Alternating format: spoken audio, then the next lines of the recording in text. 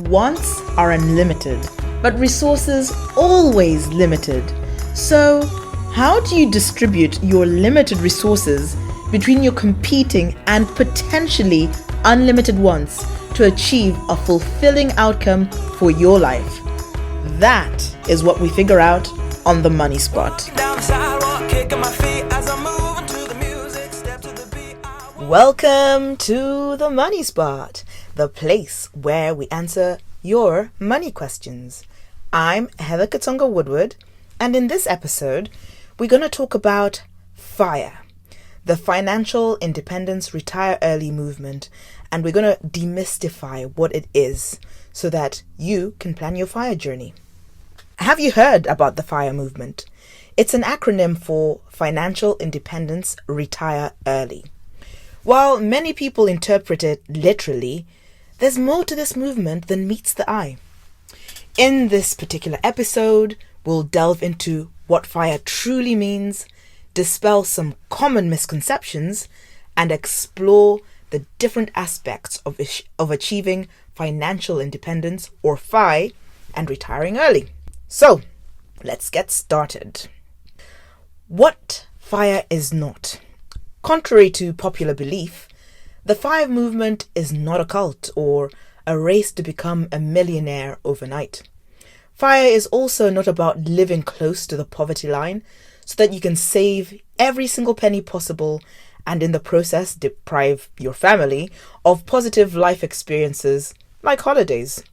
This interpretation is one that I got from a podcast that's run by one of the mainstream newspapers, which I found a little bit strange, to say the least. FIRE is about gaining control over your financial life and having the freedom to choose how you spend your time without worrying about money. Many attribute the beginnings of the FIRE movement to Vicki and Joe Dominguez's 1992 book, Your Money or Your Life. So let's break down FIRE into its key components: financial independence, retiring early, and what retirement means in this particular context. So what is FI? Financial independence is the foundation of the FIRE movement. Inevitably, you have to gain some degree of FI before you can enjoy any of the benefits of retiring early. At its core, FI means having enough passive income from investments to cover your living expenses. However, it's important to remember that there are different levels of financial independence. Regular financial independence first. Regular FI ensures that your passive income can sustain your pre-retirement standard of living. This includes all the basic necessities like utilities, transportation, food, clothing, some travel. While many people in the UK also aim to pay off their mortgage before retiring early, it's not really a strict requirement. Lean FI, or lean financial independence, is a more budget approach to FI. In lean FI, you focus on covering just your essential expenses like utilities, food, transportation, and basic rental accommodation, perhaps in a housing association, or choosing to purchase the most affordable property available in an out-of-town area where property prices are much lower. Lean FI probably suits minimalists, people who aren't really that interested in accumulating lots of property. And those targeting lean FI may choose not to have children, or they might plan to retire to a low cost of living country, probably in Asia or Eastern Europe. Popular destinations include Thailand, Malaysia, and Turkey, but there's a whole range of them, depending on what you like. This kind of just getting by type of FI is not most people's idea of financial independence, but it does suit some minimalists. As an example, Jacob Lund-Fisker, author of Early Retirement Extreme, available on Amazon, and there is a link in the resources and notes to this particular episode, needed only $7,000 a year to live. And that meant he was able to FI at 30, and he retired at 33.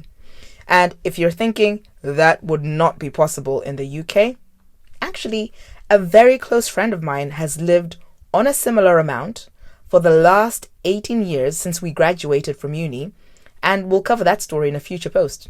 He told me today that he used to be able to live on £5,500 a year, and it's only now that it's gone to about £7,000 because of the cost of living going up for everything. If lean fi is the goal, then you may plan to earn some money from temporary or part-time jobs when you retire to cover little luxuries like a special holiday. This version of lean fi, where you do a little bit of work as well, is called barista fire. I think barista is because you're probably taking jobs like in a coffee shop for a little bit, get a little money for that holiday, and then you stop. So barista fire is lean fire with a little bit of extra work on the side. Finally, the third key category is fat financial independence, and it's exactly what it sounds like. It's all the way on the other end of the spectrum, and with fat fi, you have a comfortable retirement with all the necessities and desired luxuries covered. Fat fi allows for frequent holidays, dining out, a nice house, and a generous budget for food and clothing. Downsizing is probably not on the cards for fat FIers. Now, the second part of FIRE, early. What does retiring early mean? The early in FIRE refers to retiring earlier than traditional retirement ages. The time frame for early retirement varies depending on your personal goals and circumstances, so it could be, in the first instance, as soon as possible. To some people, early is just as soon as I can, and they join the workforce with the clear objective of achieving financial independence as quickly as they possibly can, and usually ideally within 10 to 15 years. To achieve this, they actively pursue high-paying careers and dedicate themselves to saving and investing. A second class of people, to them early will mean timing it with your family goals. So some people might discover the FIRE movement later in life, or they just choose to align their retirement plan with family goals. For example, they would aim to retire when their last child enters university.